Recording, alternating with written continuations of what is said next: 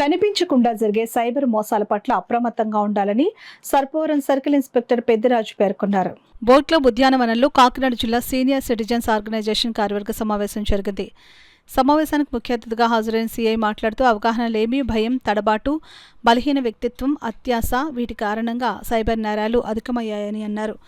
ఒకప్పుడు నగరాలకే పరిమితమైన సైబర్ నేరగాళ్లు మోసాలు ఇప్పుడు పట్టణాలు, గ్రామాలకు సైతం విస్తరించాయని అన్నారు. జీవిత చరమాంకంలో ఆసరా కోసం దాచుకున్న సొమ్మును సీనియర్ సిటిజన్స్ నుంచి దోచుకుంటున్నారని అన్నారు. బ్యాంక్ అధికారులు అంటూ చెప్పి ఓపీ నంబర్లు అడిగి మోసాలకు పాల్పడుతున్నారని అన్నారు. కొత్త నెంబర్ నుంచి ఫోన్ కాల్ వచ్చినా, మెసేజ్ వచ్చినా రెస్పాండ్ కాకూడదని అన్నారు. వ్యక్తిగత వివరాలు, Aadhaar, pan, bank account, ATM సమాచారాన్ని ఎవరికి షేర్ చేయరాదని అన్నారు. ఎవరైనా పోలీసులమని చెబితే భయపడకుండా వెంటనే సమీపంలోని పోలీస్ స్టేషన్లో ఫిర్యాదు చేయాలని అన్నారు. ఏదైనా సైబర్ నేరం జరిగితే బాధితులు వెంటనే డైల్ 112 లేదా సైబర్ పోలీస్ డైల్ 1930కు సమాచారం ఇవ్వాలని అన్నారు. అదేవిధంగా బంగారం ధర రోజురోజుకి విపరీతంగా పెరుగుతున్నందున ముఖ్యంగా సీనియర్ సిటిజన్స్ మరింత అప్రమత్తంగా ఉండాలని పెద్దిరాజు తెలిపారు. ఆర్గనైజేషన్ అధ్యక్షులు బుద్ధరాజ్ సత్యనారాయణరాజు మాట్లాడుతూ కేంద్ర బడ్జెట్లో సీనియర్ సిటిజన్స్కి రాయితీలు ప్రకటించకపోవడం బాధాకరమని అన్నారు. ఈ సందర్భంగా ఆర్గనైజేషన్లో అత్యధికంగా సభ్యులను చేర్చిన ప్రసాద్ నాయుడును ఘనంగా సత్కరించారు.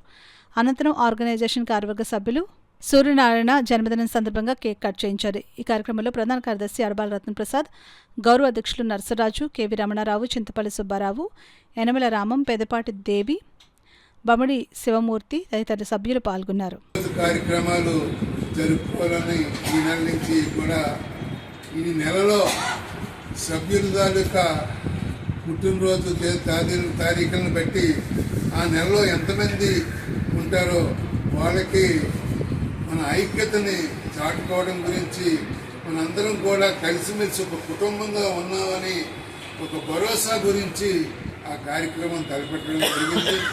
అంతేకాకుండా మరి ఉన్నటువంటి ఎగ్జిక్యూటివ్ బాడీ సభ్యులు సభ్యత్వ నమోదాన్ని పెంచుకోవడం గురించి ఎవరైతే ఎక్కువ మంది సభ్యుల్ని జాయిన్ చేస్తున్నారో వాళ్ళని సత్కరించుకోవడం, మరి పోయిన నెలలో శ్రీరామరాజు గారిని, ఈ నెలలో నాయుడు గారిని కూడా అదేవిధంగా సత్కరించుకోవడం సభ్యత్వ నమోదులోని ప్రోత్సాహాన్ని గుణపట్టడం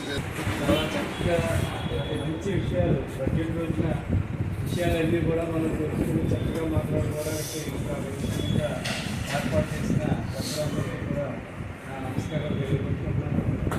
మరి ఇక్కడ మనం ఇందాక సత్యనారాయణ గారు చెప్పినట్లుగా మనకి ఆర్డీఓ ఆఫీస్లో కన్సల్టేషన్ కమిటీ ఒకటి వేశారని చెప్పారు.